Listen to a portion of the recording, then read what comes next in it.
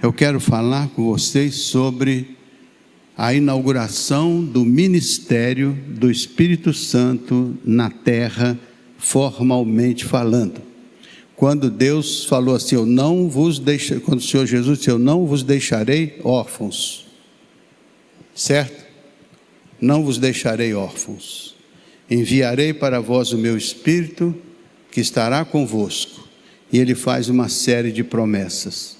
Antes desta promessa de Jesus, havia a promessa do profeta Joel, que diz que o Senhor derramaria o seu Espírito sobre toda a carne, sobre todas as nações, sobre todos, sobre o mundo.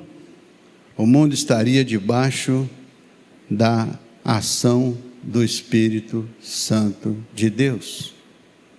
O Senhor Jesus estará à direita do Pai, onde Ele intercede por nós. O Pai está no seu alto e sublime trono, e o Espírito do Senhor é a manifestação de Deus no tempo e no espaço, desde o batismo no Espírito Santo em Pentecoste até a consumação dos séculos. Então hoje você está sob a liderança do Espírito Santo.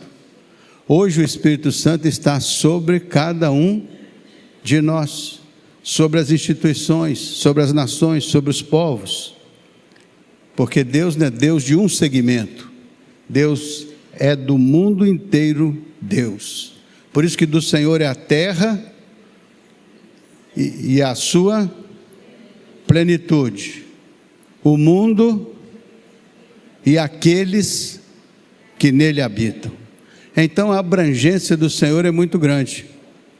Deus não é Deus de um ou de outro, e não é de todos. Deus é o Senhor de toda a terra.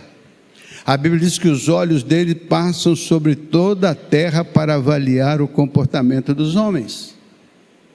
Então do Senhor é a terra e a sua plenitude, o mundo e aqueles que nele habitam. Você acredita nisso? Você acredita que do Senhor é a prata, do Senhor é o ouro? Então do Senhor é a plenitude de todas as coisas. Mas a Bíblia, a terra, deu a ele aos filhos dos homens. Então a terra é uma governança humana. É uma governança de pessoas. Mas é do Senhor. E o Senhor nos entregou este privilégio e essa responsabilidade. Então cabe a nós, debaixo da liderança do Espírito, organizar, construir, desenvolver e cuidar do mundo todo. E o que nós homens fazemos? Aqui, ali ou acolá. Às vezes nos distanciamos tanto dos propósitos de Deus, nos distanciamos tanto da vontade de Deus, nos distanciamos tanto dos ensinos de Deus, que acabamos construindo nossas torres de Babel, e o Senhor fica distante e fora das nossas construções, que deveriam ser submissas à sua vontade e à sua direção. Então, quanto mais desobedecemos a Deus, tanto mais nos distanciamos dos seus santos e retos caminhos, tanto mais cometemos erros e enganos e desatinos. Então, por esta razão, eu gostaria de lembrar aos irmãos esses 3 pilares importantes da igreja, para que nós pudéssemos perceber a responsabilidade que nós temos como cristãos, como pessoas que têm consciência da autoridade, do senhorio e do poder de Deus sobre nós e sobre o mundo. Por isso que a Bíblia diz que nós devemos buscar primeiro o reino de Deus. A prioridade é o reino de Deus. O que está acima e além de todas as coisas é o reino de Deus. E este reino de Deus vem, e Jesus disse: se eu chego até vós, se eu curo os enfermos, se eu conforto os abatidos, se eu abençoo os desgarrados, então é chegado até vós o reino de Deus. Então em Jesus Cristo este reino se torna presente entre nós. E depois ele diz assim: eu enviarei o meu Espírito que estará dentro de vós.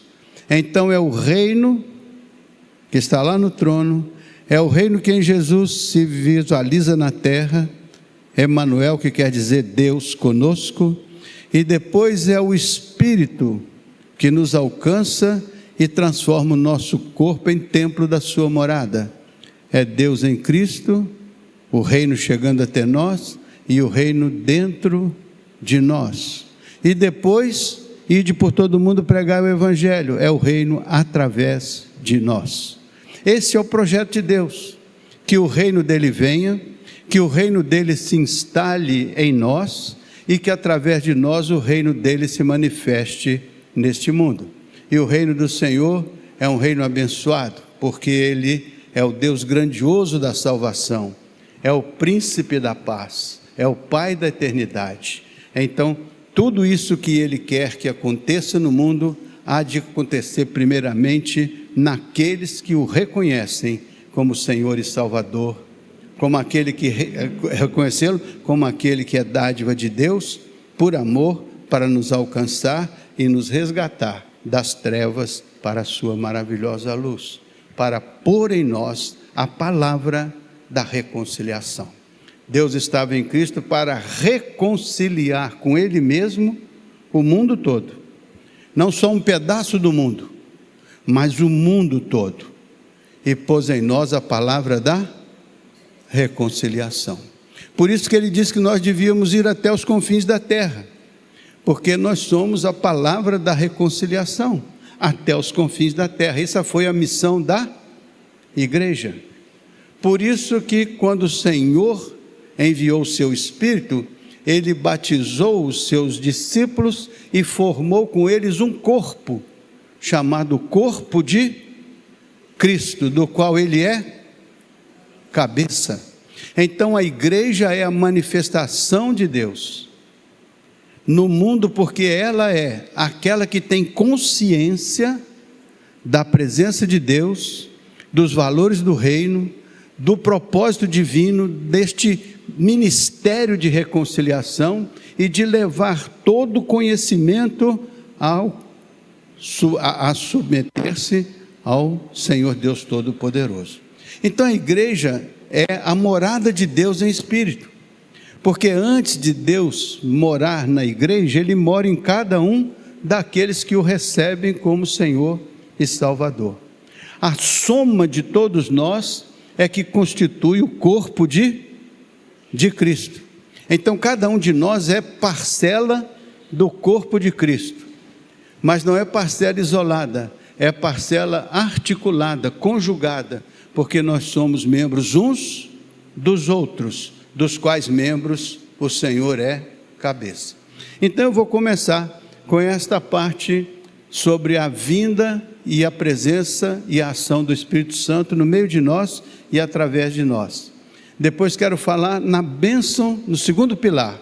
Deus nos deu a sua palavra, a palavra dele que é viva e eficaz, que é penetrante, que vai até o interior da nossa intimidade e nos dá consciência de compreender, de discernir o que está dentro dos nossos corações, a ver se manifestamos no mundo o amor de Deus, a graça de Deus e o poder de Deus.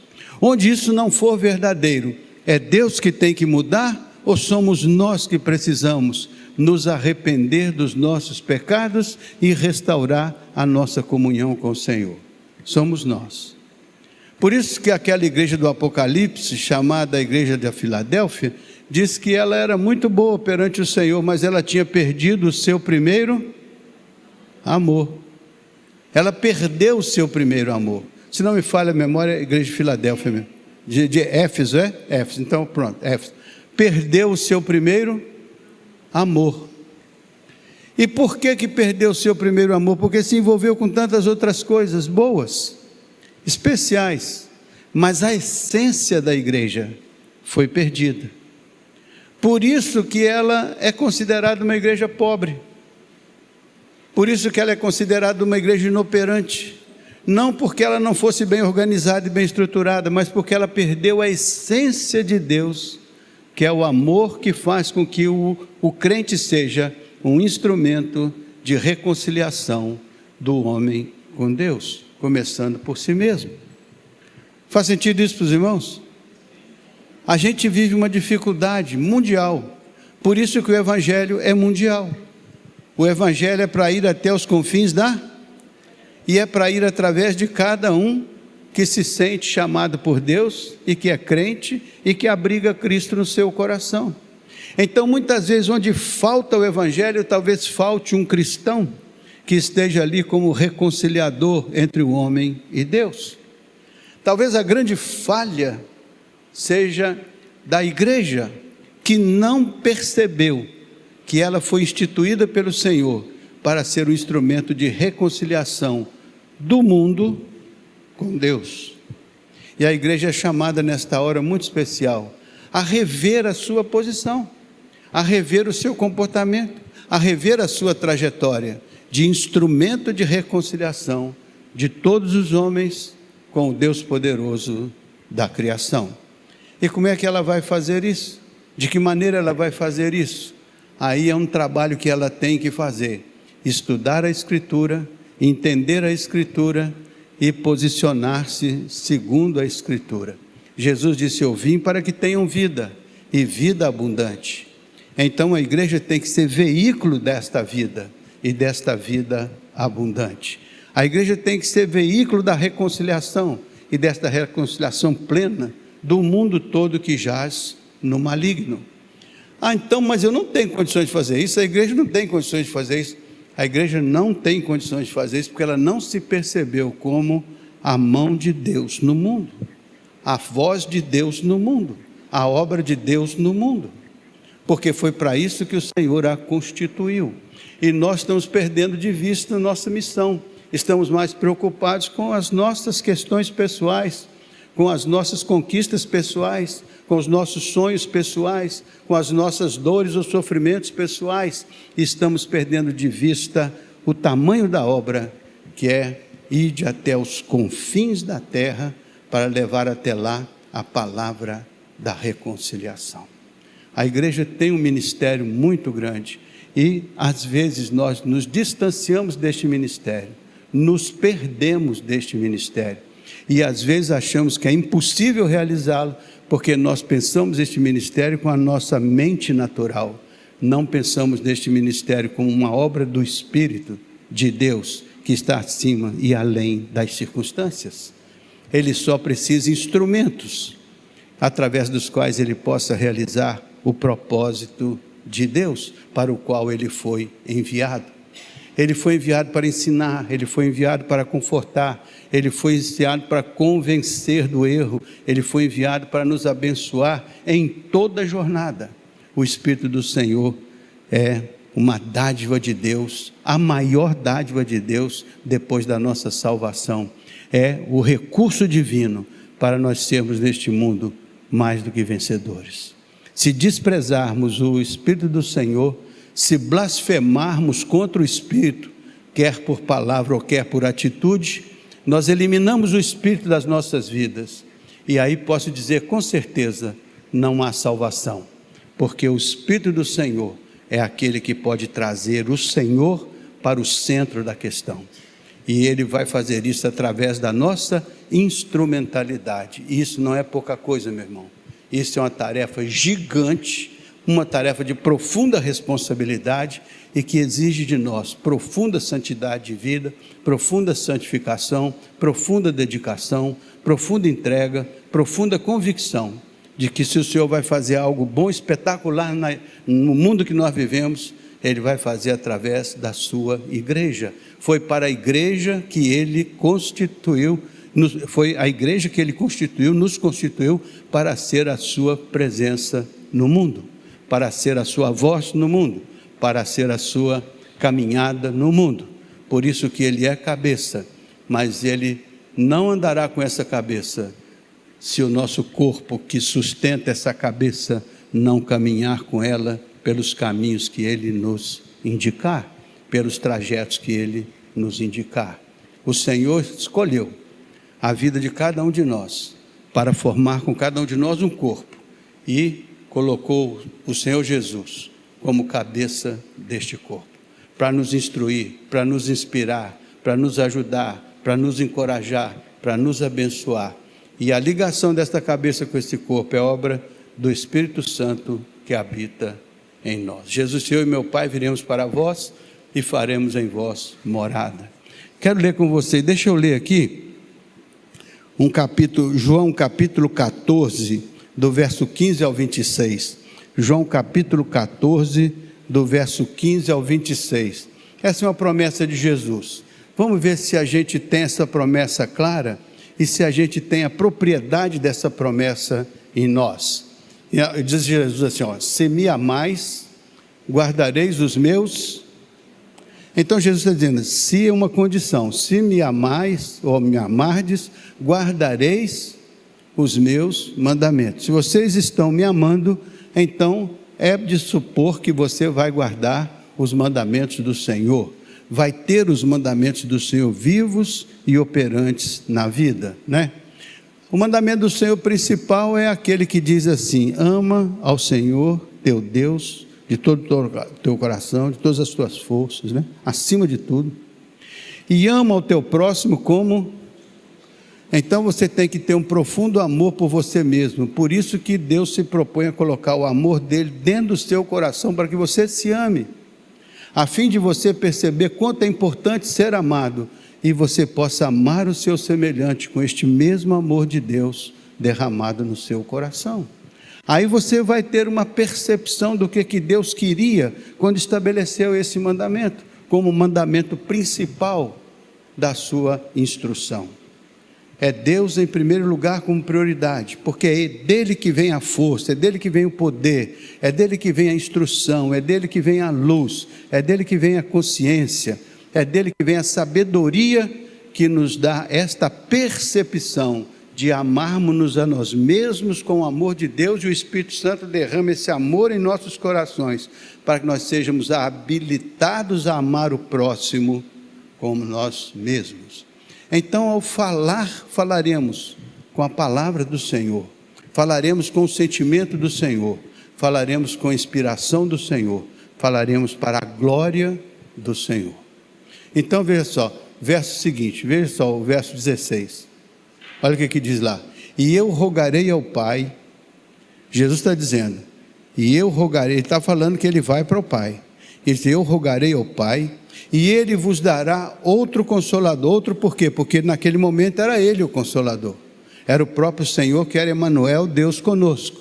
Agora ele diz, quando eu for para o meu Pai, ele vos dará outro consolador, a fim de que esteja para sempre convosco. Então Jesus falou, eu vou enviar o meu consolador, o outro consolador, o Espírito Consolador, para que ele esteja permanentemente convosco, para sempre convosco, até a consumação dos séculos. Veja o verso seguinte, veja só, o Espírito da verdade, que o mundo não pode receber, porque não o vê nem o conhece, mas vós o conheceis, porque ele habita convosco e estará em vós. Então é o Espírito da verdade, não é o Espírito do engano, não é o espírito das narrativas, é o espírito daquele entendimento que procede de Deus, da essência da palavra de Deus, e que é operacionalizado na vida de cada um pelo Espírito da verdade, que o mundo não pode receber. O mundo não tem esse Espírito, porque esse Espírito é de Deus, e este Espírito só habita no espaço que Deus prepara, convencendo-nos do pecado, do juízo e da justiça, e fazendo que a gente tenha uma experiência de novo nascimento, para que a gente seja em Cristo uma nova criatura, a fim de perceber as coisas de Deus, que são discernidas espiritualmente. As coisas de Deus são discernidas espiritualmente. O homem natural não entende as coisas de Deus, porque elas são discernidas espiritualmente. Então este grande desafio o Senhor colocou à nossa disposição, para enfrentá-lo com a liderança do Espírito em nós. O mundo não pode receber, porque não vê nem o conhece. Mas vós conheceis. Então nós temos de conhecer o Espírito do Senhor. Nós temos que conhecer o Espírito Santo. Ele não pode ser só uma teoria, ele tem que ser a presença viva de Deus na experiência de cada um de nós. A presença viva de Deus na experiência da igreja. A igreja tem que viver e experimentar este Espírito da verdade, de tal maneira procedente de Deus, que ele revele Deus ao nosso interior. Por isso que a Bíblia diz que Deus quer operar a verdade dele no nosso homem interior, a fim de fazer de nós pessoas segundo o seu coração. Mas vós conheceis, porque ele habita convosco, e mais do que isso, não é o reino conosco, não é o reino entre nós, é o reino em vós, em nós, dentro de nós. Veja o verso seguinte, verso 18. Olha assim, não vos deixarei órfãos, voltarei para vós outros. Então Jesus disse, enquanto eu não volto, o meu Espírito estará me substituindo na liderança da vida de cada um de vocês. Mas não será, o meu era uma liderança presente e vocês eram meus seguidores. Agora o Espírito Santo vai estar dentro de vocês. Agora a palavra do Senhor será abrigada no seu coração. Agora vocês estarão amparados por um Espírito que habita dentro de vocês. Então veja só o verso 19. Ainda por um pouco e o mundo não me verá mais, vós porém me vereis, porque eu vivo, vós também vivereis. Ou seja, mesmo que o mundo não conheça, ele está dizendo que nós conheceremos, porque ele habita conosco, está conosco. O Deus de Jacó é o nosso refúgio, a nossa fortaleza, o nosso socorro bem presente, né? Veja o verso 20. Naquele dia vós conhecereis que eu estou em meu Pai, e vós em mim, e eu em vós. Então significa que é possível chegar a um conhecimento desta verdade, a um entendimento de que Jesus está com o Pai e o Filho estão conosco. Nós somos uma unidade. Deus tomou-nos como seus filhos e constituiu conosco a sua igreja e nos deu esta base. Por isso que diz, naquele dia, no dia especial de Deus, vós conhecereis que eu estou no meu Pai, e vós em mim, e eu em vós. Ou seja, isso é verdadeiro na revelação de Deus, e tem que ser verdadeiro na experiência de cada um de nós, senão nós teremos apenas uma religião, e nós precisamos muito mais do que isso, precisamos ser a morada de Deus em espírito, para que todo o nosso pensamento, todas as nossas obras, todas as nossas ações, todas as nossas atitudes, sejam lideradas pelo Espírito do Senhor que habita em nós. Agora, o último verso aí, 21, diz assim, aquele que tem os meus mandamentos e os guarda, este é o que me ama, e aquele que me ama será amado por meu Pai, e eu também o amarei, e me manifestarei a ele. Então significa que existe um caminho para que o Senhor se manifeste a cada um de nós, é que nós vivamos os seus mandamentos, sendo aquele primeiro mandamento um dos mais importantes que a gente possa separar na Bíblia, é você buscar a Deus sobre todas as coisas, é você encher-se da plenitude de Deus, é você compartilhar o amor de Deus com aqueles que estão ao seu redor. Todos nós nesta altura do campeonato teremos uma discussão, teremos uma palavra, mas todos nós precisamos perceber de que maneira o Espírito de Deus vai conduzir a nossa palavra, o nosso discurso, a nossa fala, para que o Senhor possa nos usar como instrumentos nas suas mãos para abençoar as pessoas que estiverem ao nosso redor. O Senhor tem um plano para este mundo, e se a gente puder adequar a vida ao propósito de Deus, Ele poderá nos usar como instrumentos que vão abençoar as pessoas através da nossa instrumentalidade. Então, eu gostaria que nós abríssemos aí em Atos, só para a gente fazer uma leitura, Atos capítulo 2, eu vou ler a partir do verso 4, capítulo 1 de Atos, capítulo 1, a partir do verso 4. Atos 1, 4, olha só. E comendo com eles, com os seus discípulos, ensinou-lhes que não se ausentassem de Jerusalém. Então, o que Jesus falou com os seus discípulos? Não se ausentem de Jerusalém. Aguardem em Jerusalém. Olha só, mas que esperassem a promessa do Pai, a qual disse ele: de mim ouvistes. Qual foi a promessa? Eu enviarei sobre vós o meu Espírito. Eu não vos deixarei órfãos. Então fiquem em Jerusalém, até que do alto vocês sejam, mas que não, até que esperem a promessa do Pai, que ele disse que nos enviaria. Verso 5, veja lá. Porque João, na verdade, batizou com água, mas vós sereis batizados com o Espírito Santo, não muito depois destes dias. Então o que Jesus disse? Fique em Jerusalém, não saia de Jerusalém, permaneça aí, porque eu vou cumprir sobre vocês, meus discípulos, a promessa que aconteceu lá em Joel, que disse que nos últimos tempos derramarei o meu Espírito sobre toda a carne. E agora o Senhor disse: eu não vos deixarei órfãos, enviarei para vós o meu Espírito que estará convosco. Fiquem em Jerusalém e aguardem até o momento em que o Espírito do Senhor cumprirá essa promessa do Senhor, cumprirá essa profecia de Joel. O João te batizou com água, mas o Espírito Santo te batiza, vocês serão batizados com o Espírito Santo, além do batismo de João. Então veja o verso seguinte aí, agora passa para o verso 6.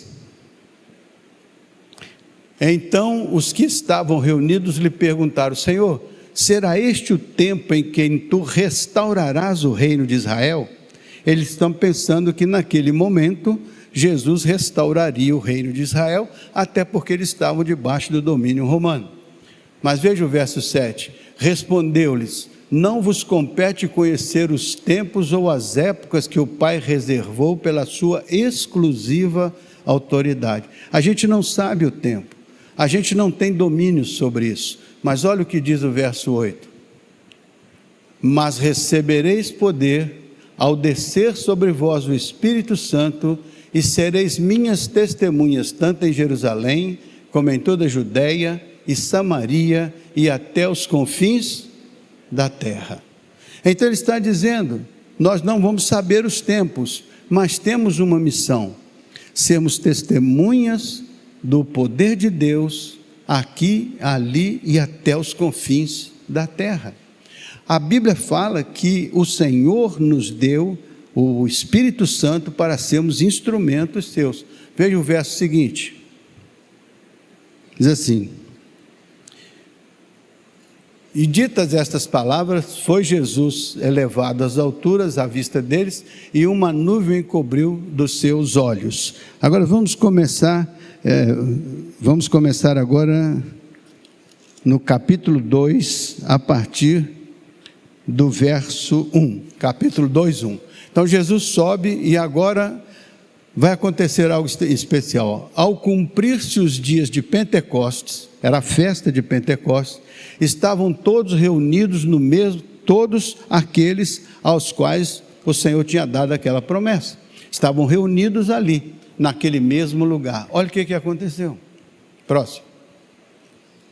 De repente, veio do céu um som como de um vento impetuoso e encheu toda a casa, e todos estavam assentados. Aquele era um cenário onde aconteceu esse evento. Verso 3.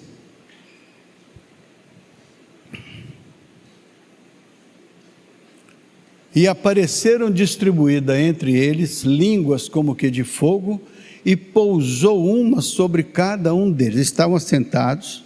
Então naquele momento apareceram línguas como que de fogo, e assentou-se sobre cada um deles. Ali estavam reunidos vários discípulos. Depois a Bíblia vai dizer quantos. Então o verso 4 vai dizer o seguinte, quer ver?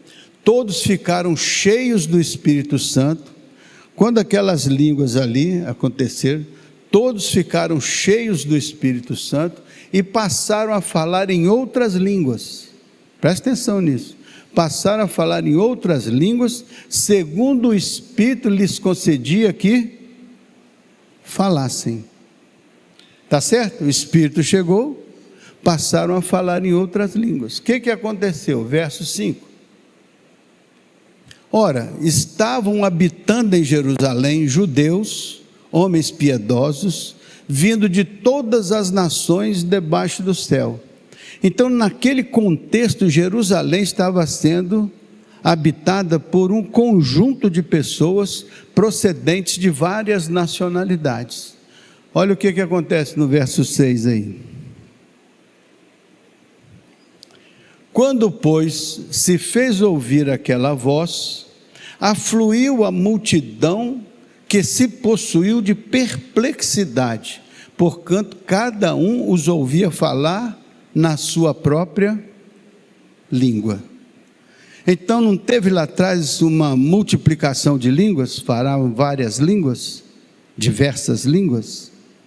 Agora eles estão falando para uma população diversificada. E então diz, quando pois se fez ouvir aquela voz, afluiu a multidão que se possuiu de perplexidade, porquanto cada um daquelas nacionalidades, e eram bem 14 nacionalidades distintas, ouviam cada um falar na sua própria, não era falar na sua própria língua? Então quem era grego ouvia grego, quem era romano ouvia latim, quem era assim ouvia, cada um ouvia na sua própria língua. Então, veja o verso 7, estavam pois atônitos e se admiravam dizendo, vede, não são porventura galileus todos estes que estão falando? Então, são galileus, estão falando na língua deles. Olha o que aconteceu, verso 8, e como os ouvimos falar, cada um em nossa própria língua materna. Como que pode? Eles estão falando, agora nós ouvimos cada um falando na nossa própria língua materna. Então era uma língua que todas as nacionalidades podiam compreender. Mas os discípulos não estavam falando na língua deles? Então essa multiplicidade de línguas era um milagre que Deus realizou ali para que o Espírito Santo pudesse usar aqueles homens falando na sua própria língua, porém o Espírito Santo traduziu na língua de todos os que estavam ali, e todos entenderam o que aqueles homens falavam, porque a língua era do Espírito. Era o Espírito que trabalhava na vida daquelas pessoas. Então qual foi o grande milagre aí? Não foi um milagre de falar, foi um milagre de ouvir, porque cada um ouvia na sua própria língua. Esse foi o batismo no Espírito Santo. Era quando a palavra de Deus era comum e compreendida a todas as tribos, raças, línguas e nações. Não podia ter nenhuma dúvida sobre a mensagem, porque ela não era a mensagem de Pedro ou de João, ela era a mensagem do Senhor, àquelas pessoas que ali se encontravam. Então o Senhor estava ali juntando as nações, então Ele estava ali agregando as nações, porque Ele queria falar com as nações, e usou o Espírito Santo ali, para habilitar a sua igreja a falar para as nações, para falar para os povos, que ali estavam representados por 14 nacionalidades. Veja o verso seguinte, verso 9. Somos partos, medos, elamitas, naturais da Mesopotâmia, Judéia, Capadócia, Ponto, Ásia, da Frígia, da Panfilha, do Egito, das regiões da Líbia, nas mediações de Cirene, romanos, que aqui residem. E vejam só o verso seguinte, tanto judeus como prosélitos, cretenses e árabes, como os ouvimos falar em nossa própria língua as grandezas. Então o que é o batismo no Espírito Santo? É que haja uma comunicação universal sobre as grandezas de Deus. Esta é a obra missionária, é que Deus se revela e se comunica a todos os povos, tribos, raças, línguas e nações, falando sobre as grandezas de Deus. E a igreja ali reunida foi escolhida para ser um instrumento dessa manifestação divina. Assim a igreja hoje é instrumento para essa manifestação divina, para levar este evangelho a toda criatura, a fim de que os homens compreendam o plano de Deus, se convertam, arrependendo-se dos seus pecados, confessando e recebendo Cristo como seu Salvador pessoal, né? Verso seguinte: todos atônitos e perplexos interpelavam uns aos outros. O que quer isso dizer? O que isso significa? Para eles foi algo diferente, inusitado. Veja o verso 13. Outros, porém, zombando, diziam: estão embriagados. Então, como é que a população interpretou? Uns atônitos entenderam que era algo especial de Deus. Outros acharam que aqueles homens estavam embriagados e não sabiam nem o que falavam, mas tinham a experiência de ouvir na sua própria língua. Isso faz com que a gente entenda que pessoas, mesmo que recebam a revelação de Deus, são capazes de dizer que nada daquilo é verdadeiro. Acontece que o mensageiro está embriagado, não sabe o que está dizendo. Então, quantas pessoas são capazes de rejeitar a palavra de Deus, a obra de Deus, por causa do seu coração duro, não entender, e por não entender, desqualifica, e por desqualificar, rejeita. Então Deus revela a sua graça a todos os homens, mas nem todos o recebem, porque nem todos abrem o seu coração. Hoje nós chegamos aqui, eu estou aqui no verso de número 13, né? No verso 14 começa o discurso de Pedro. O discurso de Pedro vai explicar o que estava acontecendo. Então se levantou Pedro com os 11 e, erguendo a voz, advertiu-os nestes termos: varões judeus e todos os habitantes de Jerusalém, tomai conhecimento disto e atentai nas minhas palavras. Olha o que Pedro vai dizer: esses homens não estão embriagados como vocês estão pensando, sendo essa a terceira hora do dia. Verso 16: mas o que ocorre é o que foi dito por intermédio do profeta Joel, que tinha dado uma profecia. Pedro vai dizer: este é o cumprimento daquela profecia de Joel. Olha só o que está o cumprimento lá, veja o verso 18. E acontecerá que nos últimos dias, diz o Senhor, que derramarei o meu espírito sobre toda a carne. Vossos filhos e vossas filhas profetizarão, vossos jovens terão sonhos e visões, vossos velhos terão sonhos e visões, e assim todos perceberão que há um novo momento na vida. Até sobre os meus servos, sobre as minhas servas, derramarei o meu espírito naqueles dias, e profetizarão, e falarão com a boca de Deus, e falarão a palavra de Deus, e revelarão as coisas de Deus. O propósito do Espírito é fazer que as coisas de Deus sejam compartilhadas, sejam reveladas, é fazer que os nossos sonhos e ideais glorifiquem o nome do Senhor, é fazer que nós possamos mostrar ao mundo a graça do Senhor, o poder do Senhor, a glória do Senhor. Todas as profecias visam nos corrigir, nos exortar, nos preparar, para que nós possamos ser homens e mulheres segundo o coração de Deus. É por isso que Ele nos deu a profecia, a sua palavra, para nos instruir, nos deu o seu Espírito para nos guiar nesta palavra, nos convencer, nos revelar o propósito de Deus para os nossos corações, nos revelar o propósito de Deus para a igreja. E eu profetizo nesta manhã que esta igreja é corpo de Cristo, e Cristo é cabeça, e ela tem uma missão de levar o evangelho até os confins da terra. Isso é uma profecia clara na Bíblia, que eu posso transmiti-la aos irmãos. como pregador das profecias do Senhor. Nada pode substituir o Evangelho de Jesus na salvação do mundo, porque ele veio buscar e salvar o que se havia perdido, e ele diz que o mundo está perdido. Por isso que ele amou o mundo de tal maneira que deu seu Filho, para que todo aquele que nele crê não pereça, mas tenha a vida eterna. Veja mais um pedacinho do Pedro ali, ó. Sim, até sobre os meus servos, sobre minha serva derramarei, próximo, ó, mostrarei prodígios em cima no céu e sinais debaixo da terra, sangue, fogo, vapor e fumaça. Vai, o sol se converterá em trevas e a lua em sangue, antes que venha o grande e glorioso dia. Então ele está dizendo que haverá um grande e glorioso dia do Senhor. Você acredita nisso? Então nós estamos num processo de nos preparar para o grande e glorioso dia do Senhor. Por isso que o Senhor nos dá a capacidade de entender a sua palavra, compreender, porque Ele nos dá o seu Espírito que nos guia na palavra, que nos convence, que nos orienta, que nos instrui, que nos exorta.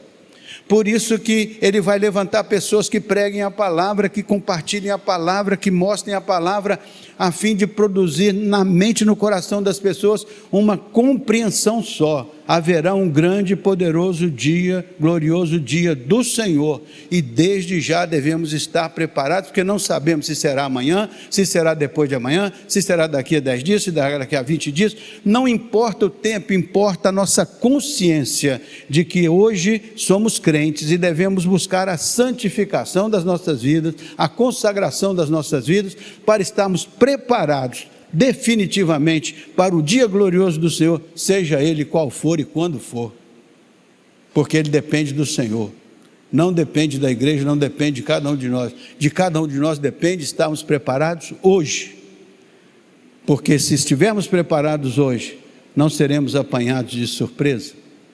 Por isso que a igreja é chamada a santificar-se ao Senhor, tornar-se santa ao Senhor. Por isso que a igreja é chamada a ser vigilante. Por isso que a igreja é chamada assim como aquelas 10 virgens que o azeite não se apaga, que estão sempre atentas, aguardando o dia glorioso do Senhor. Verso 21, só para a gente encerrar aqui, ó. Diz assim: e acontecerá que todo aquele que invocar o nome do Senhor será.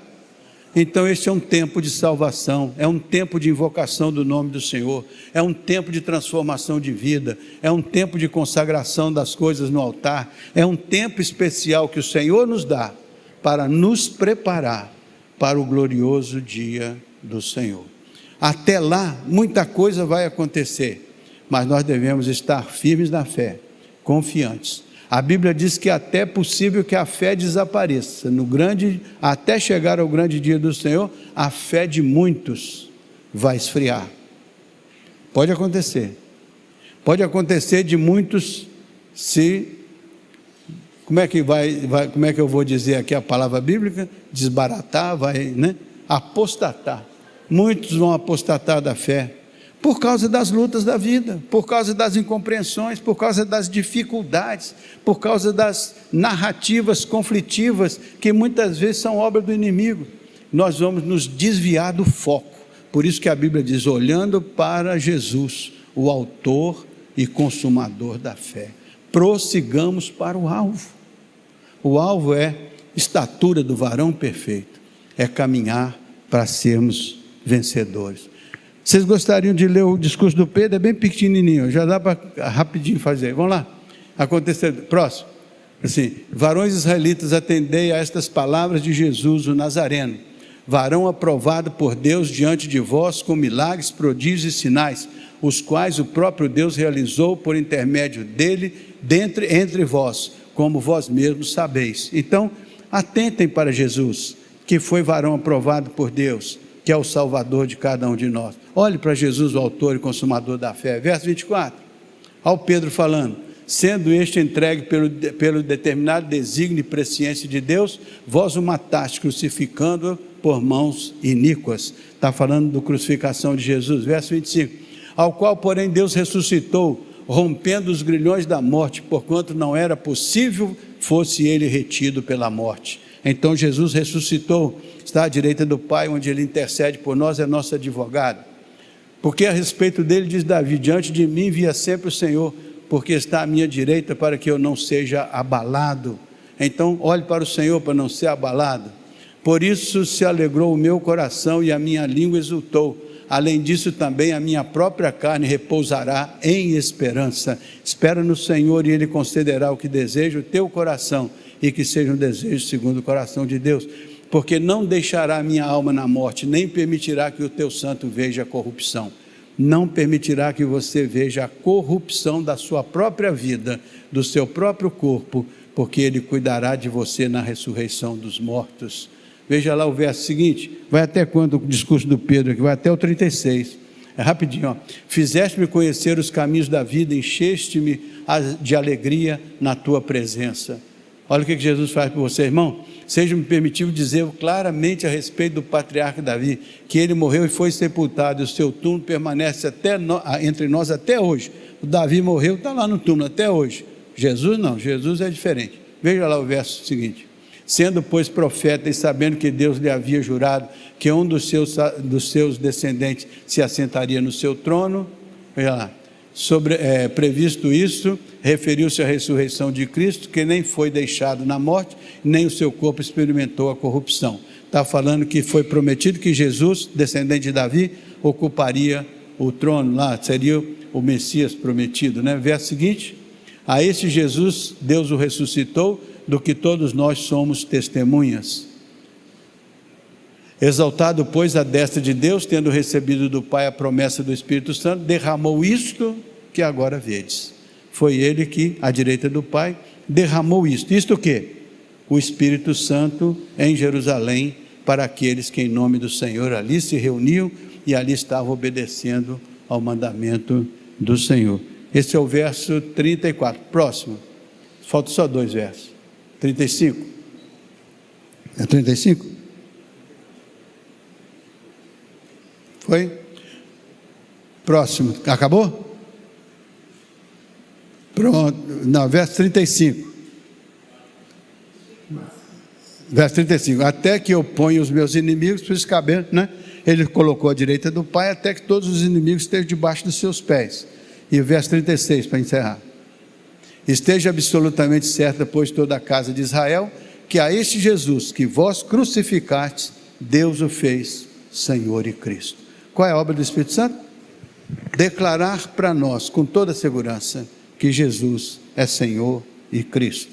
Que Ele, à direita do Pai, intercede por nós, advoga nossas causas, enviou o seu Espírito para estar conosco todos os dias até a consumação dos séculos, e com isso nos uniu, batizou todos nós no Espírito, formou um corpo, nos deu a cabeça que é Jesus, e disse que vocês são corpo de Cristo, nós somos corpo de Cristo, para levar a palavra da reconciliação, não somente aqui, ali e até os confins da terra.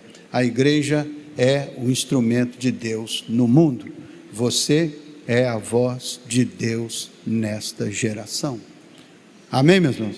Foi um pouquinho mais longo hoje, mas acredito que tenha valido a pena os irmãos entenderem. Tem mais 4 passagens no Evangelho que tratam desta mesma experiência. 2 delas falam nessas línguas e 2 omitem estas línguas, embora falem do batismo no Espírito Santo.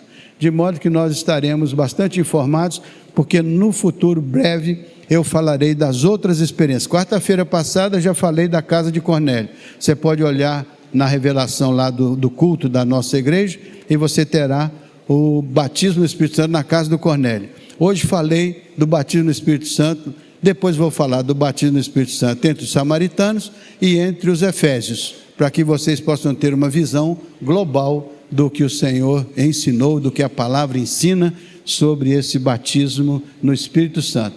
Todos nós fomos batizados no Espírito Santo, formando o corpo de Cristo.